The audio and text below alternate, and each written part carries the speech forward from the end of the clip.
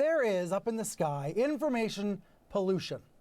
And the polluters are trying to deflect blame. Dishonest cries of censorship are filling Fox's airwaves with charges that these guys right here are being suppressed. The word censorship's been invoked almost 400 times on Fox this month alone, and more than 300 times on Newsmax. You know, post-insurrection, a book publisher decided that it did not want to be in business with Senator Josh Hawley. So he's been on a national TV tour claiming he's muzzled. And Tucker Carlson is telling viewers that this network, CNN, is trying to force Fox News off the air, which is patently false. It's as predictable as the sunrise. Democrats win elections, and then Republicans say they are being silenced. But while some cry cancel culture, let me suggest a different way to think about this. A harm reduction model. Most people want clean air and blue skies and accurate news and rational views. And then in that healthy environment that looks beautiful, then we can have great fights about taxes and regulation and healthcare and all the rest. The vast majority of people can agree that disinformation about, let's say, the pandemic is unhealthy. It's harmful. So how can that harm be reduced? Well, big tech platforms say they are removing lies about vaccines and stamping out Stop the Steal BS and QAnon cult content. Now, do these private companies have too much power? Sure. And many people would say yes, of course they do. But reducing a liar's reach is not the same as censoring freedom of speech. Freedom of speech is different than freedom of reach. And algorithmic reach is part of the problem. Now, Facebook CEO Mark Zuckerberg seems to agree. Here's the headline from Politico. He's pledging to depoliticize Facebook. Zuckerberg says one of the top pieces of feedback that we're hearing from our community is that people don't want politics and fighting to take over their experience on our services. Well, he's several years too late, but that is a real issue. And he wants to now try to clean up Facebook. But this is bigger than Facebook. This harm happens all over the place. In the words of a recently fired Fox News editor, news consumers are both overfed and malnourished at the same time, gorging on empty informational calories, indulging their sugar fixes of self-affirming half-truths and even outright lies. It's impossible to make all those lies go away, but they can be reduced. All right? Harm reduction. But instead we get this over on Newsmax. Look at this. Biden's plan to destroy America. It looks like some crazy comic book movie or something, or some action hero movie. That's what we get on Newsmax. Here's what we get on Fox. Tucker Carlson declaring that unity for Dems means locking up their opponents and, quote, you can now be arrested for saying the wrong thing. What? And the government is at war with its own people. What? This apocalyptic stuff is day in, day out on these channels. It is part of a radicalization pipeline that pits neighbors against neighbor and lets fear overpower courage. And it poisons American politics.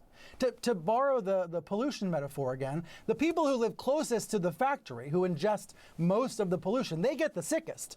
But everyone is affected by this toxic information world. So most of the criticism of Facebook is not aimed at stopping social media, stamping it out. It's about making the platform actually more social, helping friendships, not ruining them. And most of the criticism of Fox News is not aimed at shutting it down, which will never happen anyway. It's about making Fox better, putting the news back in Fox News.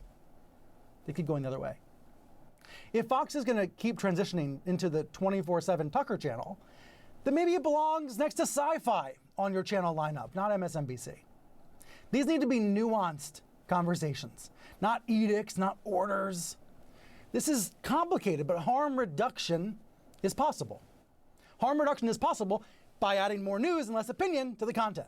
Harm reduction is possible by pushing some of the QAnon craziness out of your newsfeed on Facebook. This is not ultimately about freedom of speech. It's about freedom of reach. And with me now is someone who's thought a lot about this, Nick Kristof. He's the author and New York Times columnist who recently penned a letter to my conservative friends. Had some really important messages in this column, Nick, so thanks for coming on and talking about it. I'm delighted. You've been saying a lot lately about Fox, and I'm interested in hearing it. What overall is the message that you believe right-wing, Trump voters are hearing from their media outlets of choice, and how are those messages deceiving them? Well, Brian, I'm speaking to you right now from the family farm I grew up on in rural Oregon. And, I have a lot of pro-Trump friends here who are glued to Fox. And it's been really sad to see them absorb a message that the coronavirus is nothing serious, that masks don't work, that Trump won re-election, and that the big danger is from Antifa rather than the right. And, I believe in diversity of opinion as much as anybody. I believe we need a marketplace of ideas, but we all know that there are red lines. We wouldn't let a KKK grand wizard preach racism, divisiveness on a cable channel. And it seems to me that Fox and OAN and Newsmax have genuinely cost lives with the way they've reported, quote unquote, the pandemic. And, I think that red line needs to be drawn in a way that will minimize the kind of damage that I see here and that we've seen nationwide.